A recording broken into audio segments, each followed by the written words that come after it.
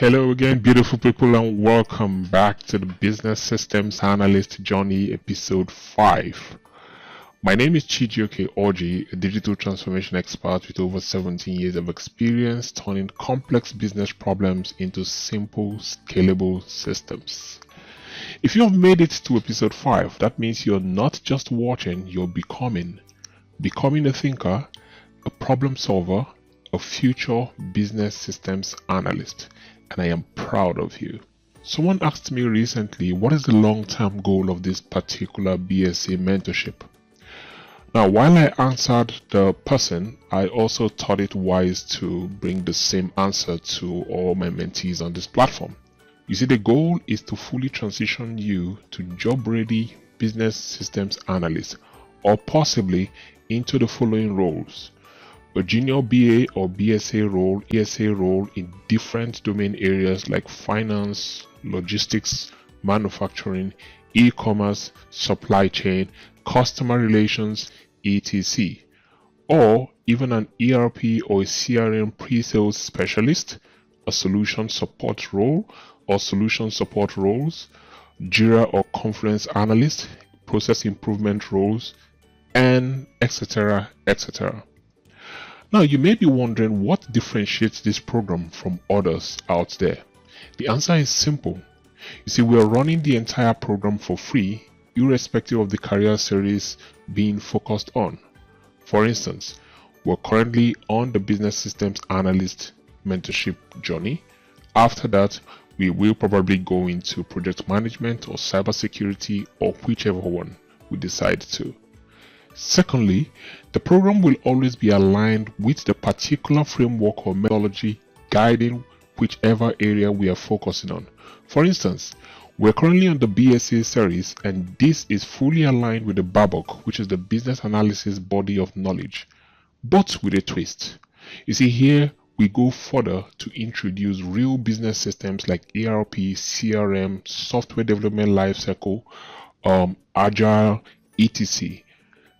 Okay, from a practical standpoint. Now, that is not something you will find in the BABOK, because the BABOK is purely theoretical. Thirdly, the approach adopted in this program is story-based delivery, so you can master the skill and also align it with your current situation. Finally, we intend to end with a mentee, and that is you watching this program, who can speak the BABOK, use real tools, and demo key business processes, which is actually what is in demand out there for industries. But let me hit you with this truth. You see, most people inside the business don't actually know how the business runs. They only know their path, not the full picture. Let's go back to Helen. I'm sure a lot of you know Helen by now. If you still do not know Helen, please watch previous episodes. Now, Helen's manager calls her in and says, "Helen, great work observing the order process." Remember, in previous episode, she observed the process. Now, he says, "I need you to map it out. We're presenting to management on Monday." Now, Helen pauses for a second, and then it hits her. Wait, how do you map a process? What does assess even mean? She panics, actually. But then her mentor reminds her, a good analyst doesn't just ask the right question like she did in previous episodes. A good analyst shows the answers visually. Now, that's where process mapping comes in. See, we're talking about how things currently work, and that is the assess, before any improvements, like we demonstrated in previous episodes. So how things presently work is what is called the assess process.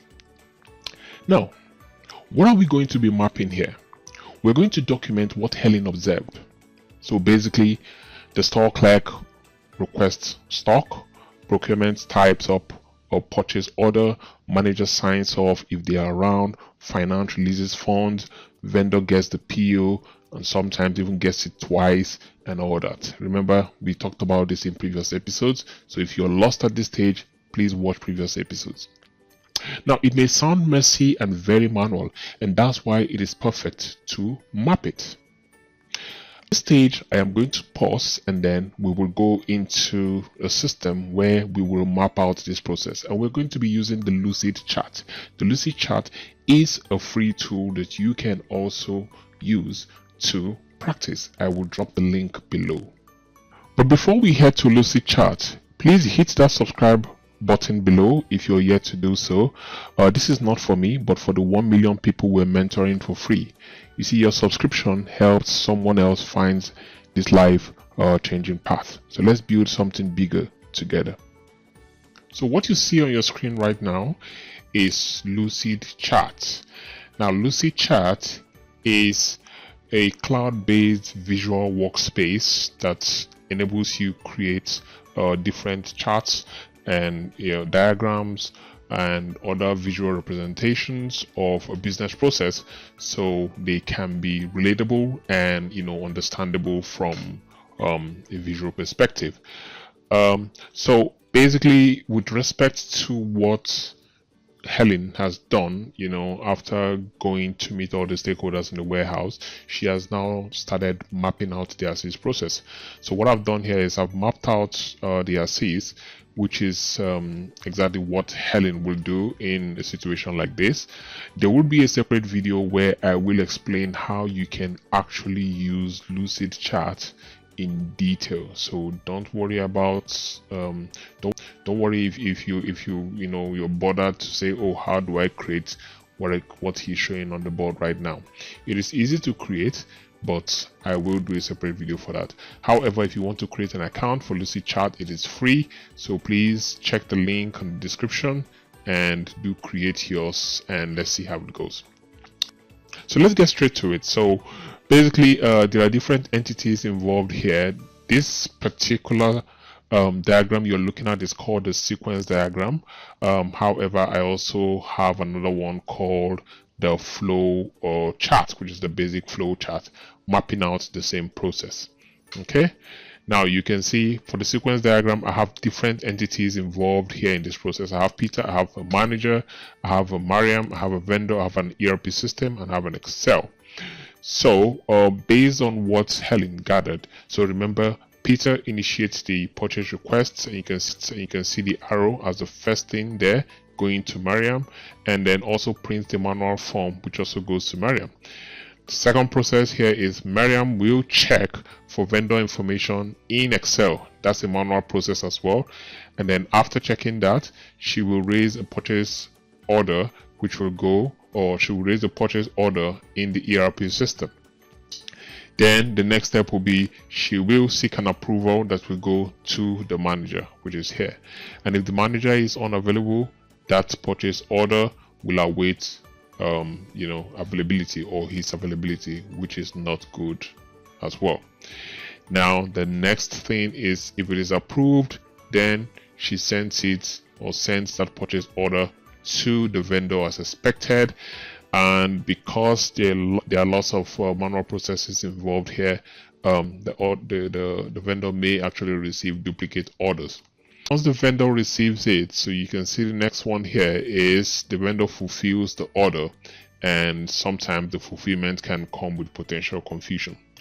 So we're going to stop there for now. If you look at the process map, you will see is basically the same thing. So Helen comes, she draws up a start oval shape to indicate that the process has started. So start, Peter initiates the purchase requests, prints the manual form, walks to Mariam for approval, and so you see it keeps going all the way like that until that process ends. So this is how she maps the process and gives it to her manager. The essence of doing it this way is so that the manager can understand how the process actually works in the organization, rather than reading a couple of jargons and documents that may probably get up to multiple pages, and he may not have the time to do that. Okay, so now that she has mapped the process, okay, so at this point she can see the gaps. Okay, she can see the gaps in the process that she has mapped. Okay, so And since she can now see the gaps, she obviously, knows what to do in order to fix those particular gaps.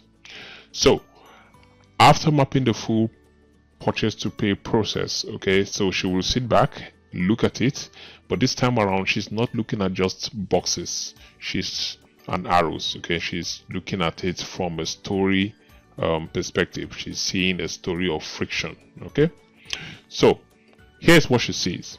She knows that Peter, okay, which is this guy here, praying senses to Mariam. She knows that if Mariam is unavailable, the request will also stall. So this is what she realizes. The process depends heavily on people being physically available. So there's no digital trail, and no one else can pick up where the other left. Now that's a risk. The second bottleneck she discovers here, after or based on what she has mapped, is that there are too many manual checkpoints. So if one person is sick or away, the whole chain will break. That's not scalable. Okay. She also discovered that there might be risk of duplicated orders and data gaps. Okay, so this is just inefficiency. Okay, it's not efficient at all. Now it will create errors that will affect the vendor trust and also cost the business money. Now if there's no clear source of truth, mistakes will become normal, and this is the problem a lot of businesses face, and this is why they need someone like you. Another bottleneck will be the lack of visibility. Now no one, not even management, can see the full order status unless they ask manually. Okay, now Helen realizes that each person sees just a piece of the puzzle, but no one owns or understands the full process end to end. Now that's dangerous for decision making.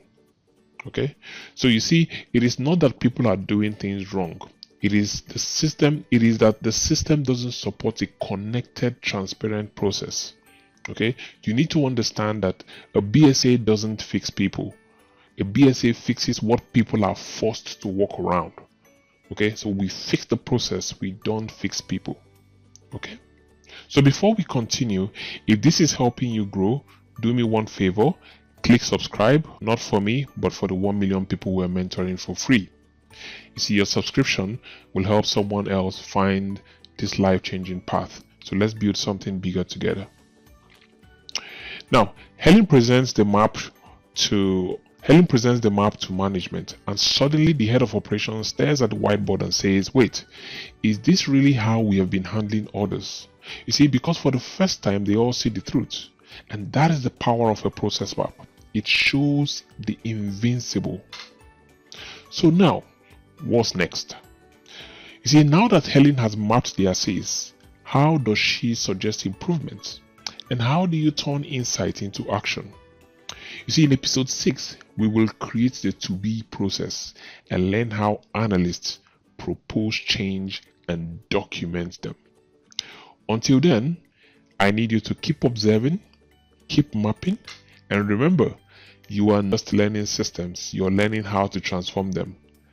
Please subscribe now, and let's reach 1 million mentees together. Thank you.